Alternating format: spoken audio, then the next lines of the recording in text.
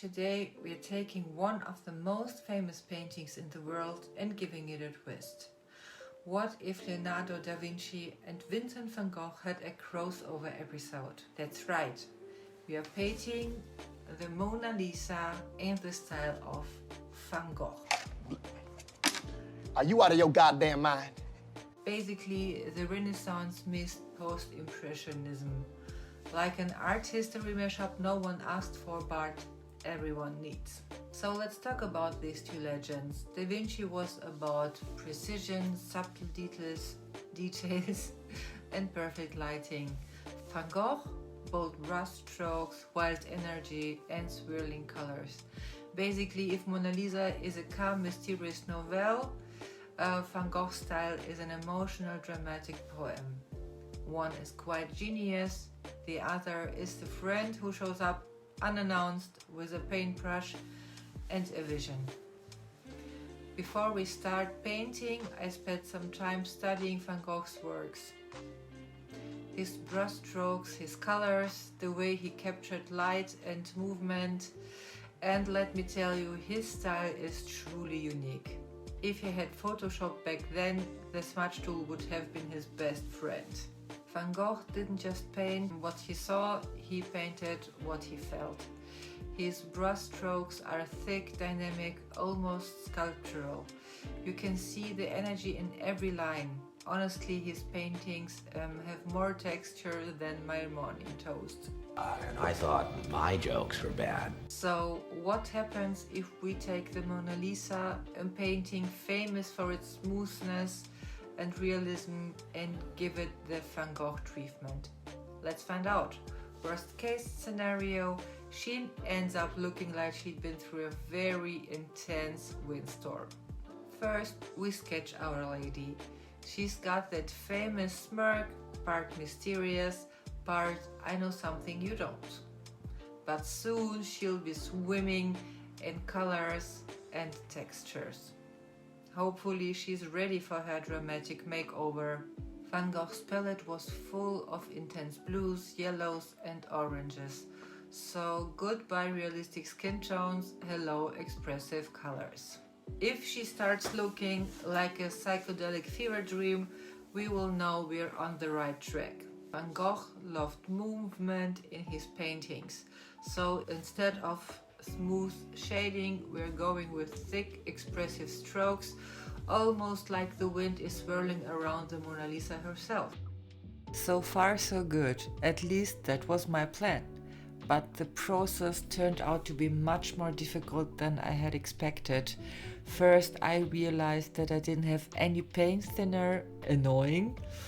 I only had a brush cleaner but no oil painting medium, but more on that later. So after gathering all the necessary supplies, I was finally able to get started. For this project I really wanted to use oil paints, so I bought oil paints from the company Boesner.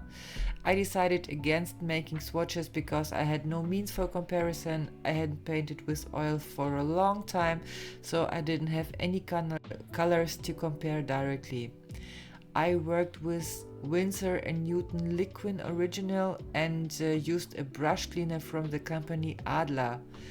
I wasn't familiar with both products beforehand. At this point, I strongly advise against using this brush cleaner from Adler. The container literally states can be fatal if swallowed and enters airways. So how is it even possible to sell something like this freely without clearer warning? Do not buy it under any circumstances. There are gentler and more environmentally friendly alternatives. After leaving it in a glass for just 2 minutes, I disposed it immediately. It had a very, very strong smell, even though my window was fully open. That was just too risky for me. But back to the project. For the painting, I started with an underpainting. My idea was that a blue base layer would be a good choice since the background was supposed to be a blue that worked well for the background. But I hadn't considered that if the blue underpainting wasn't completely dry and I apply yellow on top of it, well, what do you think what happened? Exactly, my Mona Lisa ended up with a very unhealthy greenish yellow skin tone. I knew the painting wouldn't be realistic, but this was really awful. With every brushstroke I become more dissatisfied, so I decided to focus on the hair instead. How hard could that be? Or so I thought. I kept trying to remind myself to trust the process, but the longer I worked on this painting, the more frustrated I became. So I took a break and had a coffee. I tried layering the colors, which actually worked a little bit better. Overall, I'm quite happy with the background, however, I completely underestimated the portrait part. Maybe I'll repeat this experiment another time with a different medium, perhaps acrylics. I don't know yet.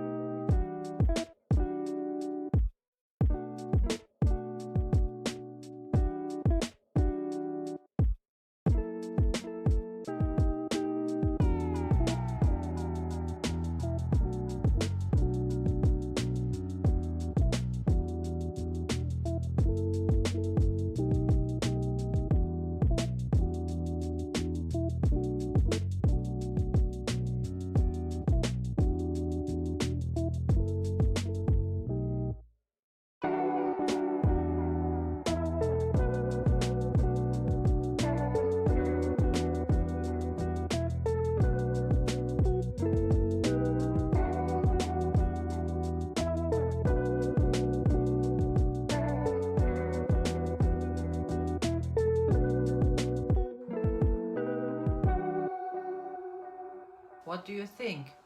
Would Da Vinci approve, or would he be like, "What have you done to my masterpiece?" art is all about experimenting and having fun. So if you ever wonder what if, just go for it. Let me know in the comments which other famous painting should I remix next. Starry Night, but make it pop art, The Scream in watercolor. The possibilities are endless. I hope you liked this video. I really enjoyed the process and the results makes me really happy.